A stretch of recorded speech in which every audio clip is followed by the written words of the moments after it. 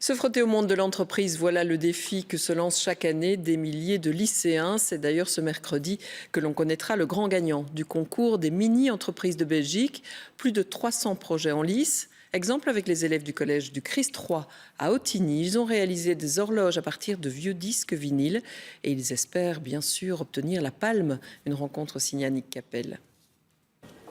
On ne le dirait pas comme ça, mais ces jeunes de 5e secondaire sont des entrepreneurs. Il y a quelques mois, ils ont fondé une mini-entreprise baptisée Art 33. 33 comme les 33 tours, ces bons vieux vinyles qu'ils transforment en horloges. On a fait beaucoup de brainstorming en début d'année pour trouver l'idée pour lancer notre projet. Donc après de nombreuses semaines, on s'est dit pourquoi pas remettre au goût du jour quelque chose qui est un peu dépassé entre guillemets et le redesigner pour faire quelque chose d'unique.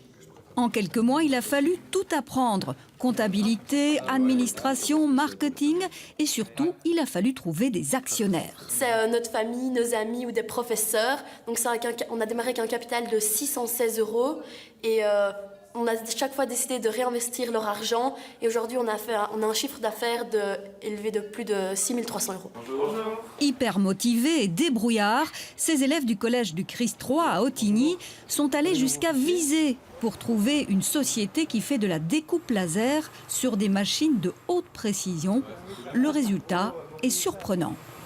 Allez, la révélation. L'œuvre d'art. Des motifs d'une grande finesse, presque de la dentelle. On veut vraiment aller plus loin et atteindre un niveau plus professionnel. Et donc voilà, on n'hésite pas à contacter des professionnels et à travailler avec eux pour voir comment eux fonctionnent, pour recevoir beaucoup de conseils et ainsi nous élever.